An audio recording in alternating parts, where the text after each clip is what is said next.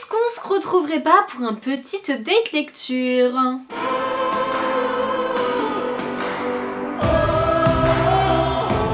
Bon alors en fait ça fait un moment que je dois vous tourner un update lecture, mais comme vous avez pu le voir récemment sur la chaîne, je faisais plus trop de vidéos facecam là, parce que j'avais plus, enfin pas vraiment la motive ni le... Enfin, je prenais pas le temps plutôt, parce que je vais pas dire que je n'ai pas le temps, parce que ce n'est pas vrai, on peut tous trouver du temps. Alors que ça fait un moment que les livres que je vais vous présenter, je les ai lus, puisqu'il y en a un que j'ai lu en janvier et le reste ce sera du février. Du coup dans cette vidéo on va parler de 6 romans et de 2 mangas. Je parlerai des mangas à la toute fin de la vidéo, comme toujours à peu près. Et on commence tout de suite avec l'énigme de la chambre 622 de Joel Dicker, que j'ai non pas lu de mes propres yeux mais écouté de mes propres oreilles. Parce qu'en fait avec la vérité sur l'affaire Harry Kéber que j'ai écouté du coup je sais plus quand, c'était pas en janvier, si c'était en janvier, ok, je savais pas. Bon bref c'était en janvier. En fait je me suis rendu compte que c'était vraiment cool d'écouter ça en audio et j'ai voulu poursuivre l'aventure des Joel Dicker en audio, et c'est pour ça qu'il y en a encore un autre qui va arriver juste après, vous allez voir. Alors il se passe vraiment beaucoup de choses, je sais même pas comment résumer ce livre. L'histoire commence avec un meurtre en fait dans un palace dans les Alpes suisses. Suite à ce meurtre, il va y avoir une enquête de police mais qui n'aboutira pas puisque bah on sait pas vraiment ce qui s'est passé, donc voilà, la police a laissé l'enquête un peu sur le côté. Et en fait quelques années plus tard, donc c'est en 2018 que se passe l'histoire, il y a un écrivain, je sais plus si on a le nom de l'écrivain, il me semble que non, et en fait du coup je crois qu'on imagine que c'est Joel Dicker, enfin moi en tout cas dans ma tête c'était Joel Dicker l'écrivain, il s'était vraiment mis son propre rôle dans son propre livre. En fait il va loger donc dans cet hôtel où il y a eu ce meurtre. Il est en vacances de base cet écrivain, sauf qu'en fait il va être inspiré par l'histoire de ce meurtre dans cet hôtel, et du coup il va commencer à écrire avec l'aide du coup d'une femme qui sort un peu de nulle part, qui va être plus ou moins son assistante dans l'écriture de ce roman, puisqu'en fait ils vont aller à la recherche d'informations, visiter des trucs et tout, rendre visite à certaines personnes, tout ça, pour pouvoir après écrire du coup son histoire. Et du coup en parallèle on va suivre en fait l'histoire qui s'est passée du coup avant avec le meurtre et les personnages tout autour, avec un homme qui s'appelle Lev Levovitch, normalement c'est ça, parce que dans ma tête en fait il a presque le même prénom que dans le mec dans l'As de cœur, mais je crois que dans l'As de cœur c'est Lévi. Et là du coup ça doit être Lev Levovitch, donc qui est un mec qui de base est sorti de nulle part. Et il se retrouve vraiment plongé dans une... avec un rôle, un travail très important dans une banque. Je sais plus exactement ce qu'il fait dans la banque.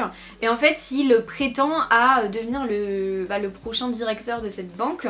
Sauf qu'en fait en parallèle on a un autre personnage qui s'appelle Maker Ibizner, un truc comme ça, je suis plus sûre du tout. Maker Ibizner, oh je sais plus, bref. En fait comme j'écoute les noms, je les vois pas en fait, et du coup j'ai du mal après à m'en souvenir. Mais c'est un truc dans le même genre. Et en fait Maker lui il est le fils du directeur, ou je sais plus. Il a plus de chance on va dire de son côté familial à être le futur dirigeant de la banque, sauf qu'en fait va y avoir un peu une espèce de confrontation entre eux les deux pour savoir qui va réussir à être le futur directeur de cette banque, qui est une très très grande banque, bref. Et en fait il va y avoir d'autres personnages et tout à côté autour, il va y avoir d'autres mystères, tout ça. Et en fait la fin de ce livre elle est juste incroyable, parce que vraiment c'est un truc que je m'attendais pas du tout. La révélation qu'on a donc sur le personnage finalement qui a fait la chose, vraiment c'est un truc genre je m'étais pas du tout imaginé ça, et c'est vraiment un super retournement de situation, parce que souvent avec... souvent, j'ai lu 3 livres de lui. Avec Joel Dicker, on devine un petit peu ce qui va se passer. Enfin, je trouve qu'on n'est pas hyper surpris par la fin, sur la vérité sur l'affaire Harry Kéber. J'étais pas hyper surprise à dire de la fin du truc, c'était pas une fin genre waouh. Le truc de Stephenie Meyer dont je parlerai après, j'étais pas non plus genre en mode waouh. Mais là, vraiment, ce livre-là, je trouve que il est très bien construit, et de toute façon, il y a une intelligence dans l'écriture de Joel Dicker que je retrouve nulle part, et c'est ce qui fait que j'aime vraiment beaucoup ces livres. C'est qu'il sait comment amener son lecteur, il sait comment manier les mots, il sait comment manier eh ben l'esprit de son téléspectateur, pas du tout, de son lecteur. Il sait comment le guider sur des fausses pistes et tout, et je trouve ça vraiment incroyable de sa part. C'est vraiment une écriture très intelligente, je trouve, et c'était une écriture que personnellement je ne pourrais jamais avoir parce que je pense pas du tout être aussi intelligente que ça. Franchement c'était vraiment incroyable. Si vous avez, enfin si vous aimez les enquêtes et tout, les mystères, tout ça, et ben foncez, parce que si vous l'avez toujours pas lu, ce livre est juste incroyable, vraiment. Je sais pas si pour moi il dépasse La vérité sur la Ferrari Kéber, parce que La vérité sur la Ferrari Kéber c'est le premier livre que j'ai lu et écouté du coup de Dickers, mais au-delà de ça, l'énigme de la chambre 622, je trouve que ce livre est vraiment incroyable aussi, et je saurais pas où le placer vraiment, mais il est juste vraiment trop bien, donc foncez. Ensuite, toujours dans un mood de romance, parce que vraiment en ce moment c'est ce qui rythme un petit peu mes lectures, quoique j'essaye de diversifier un petit peu quand même, mais j'avoue que j'aime vraiment beaucoup la romance. Je me suis lu le 4e tome des Bridgerton, donc j'avais lu déjà le 3e l'année dernière, il me semble, c'était l'année dernière? Oui, ça doit être l'année dernière, bref. J'avais eu le 3e et tout, que j'avais beaucoup aimé, et là le 4e, donc qui est porté sur Colline et... enfin sur non pas Colin, Colline, qui est porté sur Colline et sur Pénélope.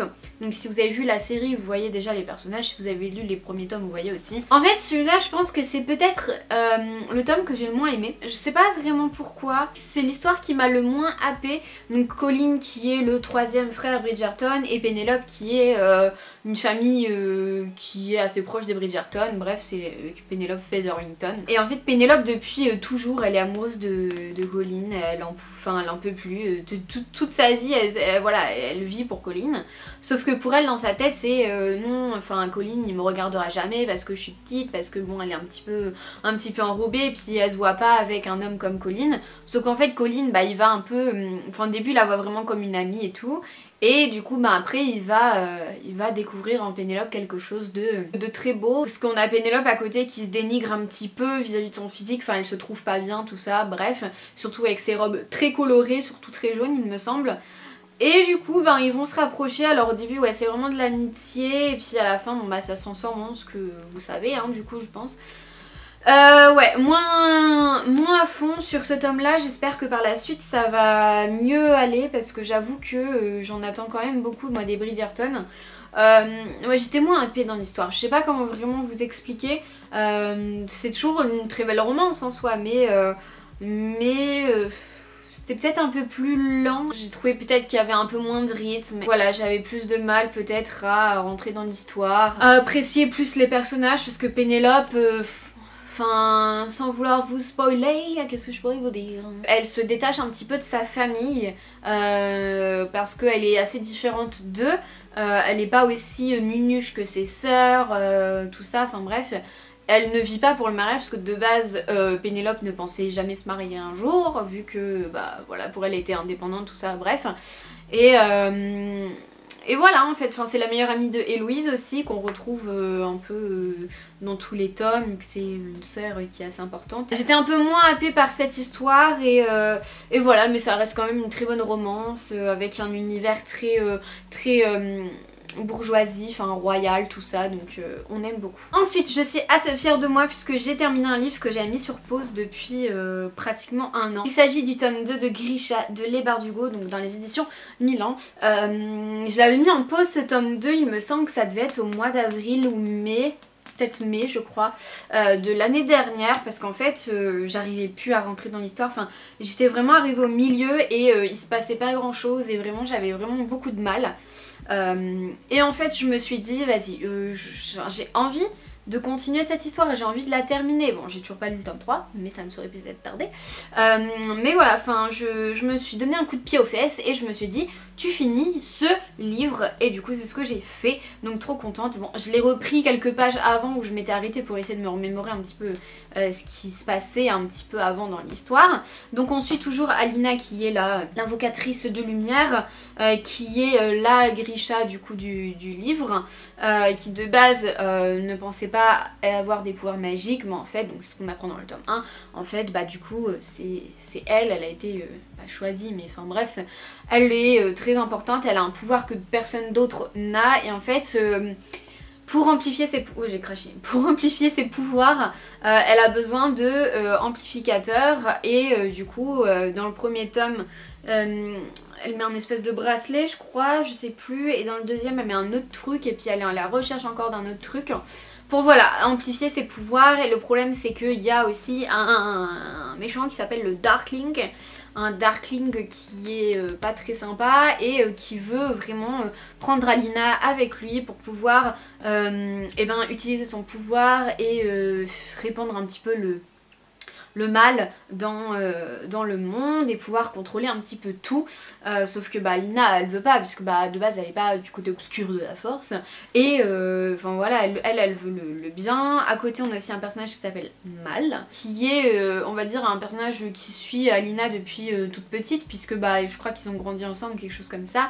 Ils étaient orphelins il me semble ensemble, ils ont travaillé sur un bateau et tout et du coup bah Mal lui va devenir un espèce de tracker en fait. Où du coup bah, c'est lui qui va devoir aller chercher les choses qui vont faire que bah, Alina va avoir plus de pouvoir, tout ça, bref. Et donc du coup bah, de base il y a Mal, Alina, il y a un petit truc et tout entre les deux qu'on retrouve aussi dans ce tome 2 mais peut-être un petit peu moins. Je trouve que des fois Alina est prônée pas vraiment la grosse tête mais je sais pas, elle se la pétait un petit peu, enfin je sais pas comment vraiment dire parce que bon elle va pas se la péter, t'es dans un livre comme ça tu te la pètes pas quoi. Mais je sais pas, des fois je la trouvais pas très compréhensive, surtout vis-à-vis de Mal ou vis-à-vis des autres et tout, à faire peut-être des fois des mauvais choix ou certaines choses comme ça. Au-delà de ça, c'était quand même une très bonne histoire, donc très contente d'avoir fini ce livre qui m'a vraiment donné envie de lire le tome 3, donc ça c'est vraiment cool. Après je trouve que c'est vraiment une autre plume, limite, que celle de Six of Crows. Je trouve qu'on ne retrouve pas exactement les mêmes éléments, mais je trouve que vraiment Les Bardugo elle écrit très très bien et c'est très agréable de lire son histoire, mais juste des fois il y a des longueurs et c'est ça qui me perd moi dans les livres souvent, c'est quand il y a trop de longueurs, trop de descriptions et ce genre de choses où moi je veux quand même de l'action, du dialogue, ce genre de choses et des fois bah, on s'ennuie un petit peu, c'est ce qui m'était arrivé vers le milieu du livre, donc voilà c'est pour ça que le livre était en pause. Alors ensuite j'ai lu un livre vraiment que je ne pensais pas lire. En tout cas, enfin tout de suite dans ma bibliothèque, je sais pas, et je l'ai lu en vraiment genre 24 heures. C'est Les crevettes ont le cœur dans la tête de Marion Michaud. C'est un livre que j'avais trouvé, je crois, en boîte à livres ou quelque chose comme ça. Vraiment, je ne l'ai pas acheté ce livre-là. Et quand je cherchais un livre à lire juste après Grisha, je me suis dit j'ai envie d'un truc pas du tout dans le même univers, un truc un petit truc un peu marrant, un peu comme du Sophie Kinsella ou quelque chose comme ça. Et j'ai vu ce livre-là. Et je me suis dit en vrai. J'ai lu derrière, je me suis dit vas-y, je commençais à lire les premières pages, j'étais assise par terre là devant ma bibliothèque à lire les premières pages. Et en fait je me suis dit putain c'est marrant quand même comme histoire, en vrai c'est drôle.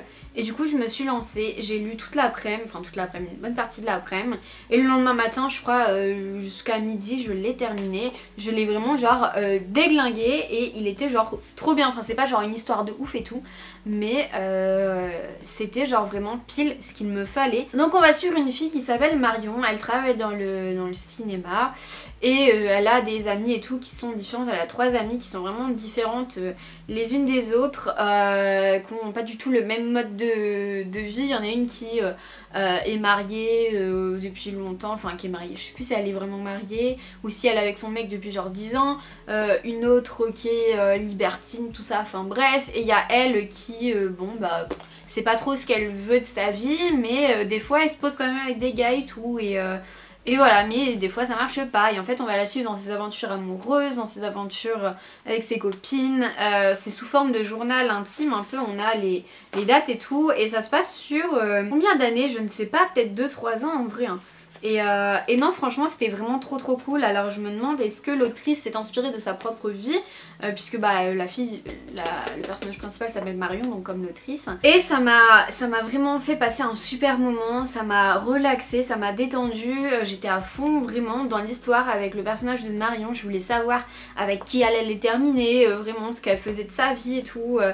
C'est dingue parce que des fois elle rencontre des personnes, des fois elle est dans des situations improbables. Ça me rappelle beaucoup L'accro du shopping de Sophie Kinsella, ça me rappelle un peu Becky, donc voilà. Après on la compare aussi à Bridget Jones dans la petite 4ème de couverture et non franchement c'était vraiment trop cool, pile ce dont j'avais besoin et c'était vraiment incroyable, vraiment. Je pensais pas autant kiffer ce livre et autant enfin le lire à cette vitesse. Des fois on la voit aussi partir en vacances dans le sud de la France, nanana. Enfin, franchement c'est vraiment cool.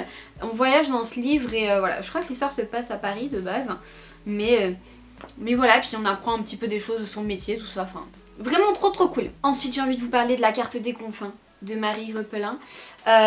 Donc j'ai lu ce tome 1, donc c'était en février, et j'ai vraiment genre adoré cette histoire. Elle est juste incroyable, donc c'est publié chez Pocket Jeunesse, j'arrive pas à m'en remettre. J'ai le tome 2, mais je l'ai commencé, mais en fait là en ce moment vraiment je ne lis pas, c'est chiant. C'est vraiment, il y a des moments de ma vie où je vais enchaîner plein de lectures et d'autres moments où je fais autre chose. Là en ce moment je suis matrixée par les vidéos d'Amixem, on en a rien à faire mais je suis en train de me faire toutes ces vidéos. Sauf que du coup bah il y en a pas mal et ça me prend un peu toute ma journée et vraiment je fais rien, c'est les vacances donc du coup je me pose et je regarde les vidéos et voilà, je suis matrixée dans ma tête, c'est n'importe quoi, mais enfin bref, tout ça pour dire que j'ai lu La Carte des Confins et que j'ai adoré cette histoire. Donc on va suivre deux personnages. La première c'est Kali qui est juste là, qui est une voleuse de base et qui a volé un compas magique qui permet d'accéder à tout ce qu'on désire en gros. Et on va suivre un pirate qui s'appelle Blake Jackson, je crois que c'est Jackson son nom de famille, qui est un pirate et capitaine d'un navire, d'un bateau qui s'appelle l'Avalon.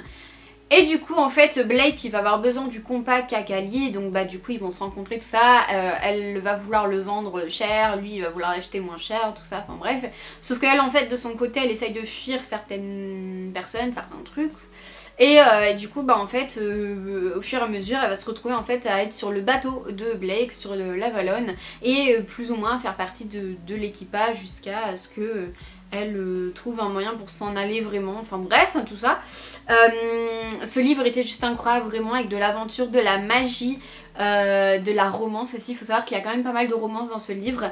Et c'était trop bien, moi j'ai adoré cette romance, j'ai adoré, il y a aussi de l'humour et ça c'est trop bien quand il y a de l'humour dans les livres comme ça, j'adore vraiment. Ça rajoute un truc mais vraiment, je trouve l'humour dans les livres de base de fantasy et tout, ça rajoute un truc de dingue. Et là vraiment c'était top. Ce que j'ai aussi aimé dans ce livre c'est que les chapitres sont courts. Et ça c'est trop bien parce que tu peux t'arrêter quand tu veux. On a des changements de point de vue aussi, on a les points de vue aussi bien de Kali que de Blake. Des fois on a même le point de vue d'autres personnes. Et voilà, et en fait on a quand même un gros mystère qui se résout à la fin, mais qui se résout pas du tout puisqu'en fait c'est ça se finit sur un énorme cliffhanger. Et du coup on est là genre en mode oh, il faut le tome 2, donc moi j'ai le tome 2 juste là, donc je l'ai commencé et tout, faut que je le termine. Ce serait bien, vu que j'ai adoré le tome 1, donc voilà, vraiment si vous aimez les pirates, l'aventure, la magie, la romance, ce livre est fait pour vous. Je l'ai adoré, je lui mets vraiment 20 sur 20, enfin il est incroyable. Mon coup de cœur de l'année, c'est peut-être mon deuxième coup de cœur de l'année, parce que le premier ça a été L'As de cœur de Morgane Moncomble, et je pense pas que j'en ai eu d'autres depuis, en vrai. Donc deuxième coup de cœur de cette année 2022. Vraiment on adore et foncez si ce n'est toujours pas fait. En fait, je vais garder le livre de Stephenie Meyer pour la prochaine vidéo de lecture puisque je vous en ai déjà présenté un là et je vous en présenterai un plus tard parce que sinon la vidéo va être vraiment trop longue je pense. Et du coup je vais vous parler de deux mangas, enfin surtout d'un tome 1 et un tome 2 en gros, et c'est, attendez j'ai plus le titre, Rendez-vous au crépuscule. J'ai lu le tome 1, c'était en fin janvier, et j'ai lu le tome 2 en février, donc pendant les vacances, enfin je les ai espacés d'une semaine je crois. Et je suis un peu mitigée sur cette histoire parce que d'un côté je la trouve belle et assez profonde, donc c'est vraiment une duologie de manga, hein. Il n'y a pas de troisième tome ou autre, ça se finit en 2 tomes. Mais d'un autre côté ce livre m'a mis un peu en bad mood, je sais pas vraiment expliquer. C'est un petit peu bizarre. En fait on va suivre une fille, je l'ai emprunté à la bibliothèque et j'ai plus les livres avec moi donc je sais plus vraiment comment s'appellent les personnages. On va suivre une fille qui est malade et qui a la lunatite. En fait elle est à l'hôpital et elle attend de mourir en gros tout simplement parce que bah de base sa maladie ne se guérit pas. Du coup ben voilà, elle a dû quitter son école tout ça, mais il y a quand même des gens qui lui apportent les devoirs à faire et du coup il y a un garçon de la classe qui du coup est désigné pour aller lui apporter du coup les devoirs à faire. Donc il lui apporte à l'hôpital et en fait ils commencent à créer une espèce d'amitié tous les deux, où du coup lui il va prendre du plaisir à aller la voir et à passer des moments avec elle, et elle à attendre ses visites, et voilà. Et en fait elle va lui donner une liste de choses à faire avant de mourir, enfin une liste qu'elle ne peut pas réaliser puisqu'elle est coincée à l'hôpital, mais que lui va devoir réaliser à sa place et lui raconter en gros les expériences pour pouvoir vivre à travers lui, en gros vivre par procuration les petites expériences du coup qu'il fait et que elle a, enfin bref, vous avez compris le principe je pense. En vrai l'histoire est très belle, vraiment ça part d'un très beau sentiment, un super lien entre les personnages. C'est une très très belle histoire, mais moi personnellement à chaque fois ce genre de truc ça me met dans des moods où je sais pas, ça me fait du coup penser à la mort et ce genre de choses, et j'avoue que ça me met toujours voilà dans un mauvais mood, et malgré l'histoire super belle je garde pas un super souvenir de ce manga là, et mais voilà, enfin si c'est le genre d'histoire que vous aimez, n'hésitez pas à foncer parce que le livre est vraiment très très beau, l'histoire est vraiment très très belle. Je peux pas vous montrer des planches parce que j'ai pas pris de plan, peut-être en vlog, c'est sûr que je vous en ai parlé en vlog, donc ça devait être publié au mois de février, donc allez regarder si ça vous intéresse, mais sinon voilà, si c'est vraiment votre genre, foncez, mais d'un autre côté, moi c'est une histoire qui vraiment me met, comme je viens de vous le dire, dans un mood pas super. Et ben voilà, du coup, on en a fini pour cette vidéo. Je vous ai donc présenté 5 romans et non pas 6, puisque j'en garde un pour la prochaine vidéo, sinon ça va faire trop. Et 2 mangas, donc ce qui nous fait quand même un total de 7 livres, c'est plutôt pas mal. Voilà, bon, après ce sont des livres, comme je vous ai dit, que j'ai lus du coup en février. Donc c'est en gros mon update de février que je fais maintenant au mois d'avril pendant les vacances, et même si on arrive bientôt au mois de mai. J'espère que je vais pouvoir me reprendre là dans la lecture, mais j'avoue que là c'est les vacances, en vrai j'ai pas vraiment d'excuses. Même si la première semaine des vacances j'étais partie en vacances du coup et que j'avais pas trop le temps de lire, mais cette deuxième semaine j'aurais pu lire, mais vraiment je vous dis, je suis dans les vidéos d'Amixem, je les regarde toutes, enfin surtout celles où ils sont tous les 4 là, donc je les regarde toutes, sauf que je les avais jamais vues avant, donc j'ai plein de trucs à rattraper et c'est vraiment très très long. Et du coup le soir en m'endormir je regarde des vidéos, le matin en me réveillant je regarde des vidéos, le midi en mangeant je regarde des vidéos, l'après-midi en buvant mon thé je regarde des vidéos, le soir en mangeant je regarde des vidéos d'Amixem. Voilà ce que je fais de ma vie là depuis le début de la semaine, donc bon j'abuse puisque mardi bon j'ai été faire des courses et tout avec ma grand-mère, je vais aussi un petit peu à la salle de sport, enfin MDR j'y étais hier dans la semaine c'est tout. Bref on s'en fout, mais tout ça pour dire que là j'arrive pas à lire, ça m'énerve et pourtant j'ai envie de dégommer cette carte des confins de... Bref on se retrouve prochainement pour prochainement je ne sais pas quand, pour une prochaine vidéo du coup.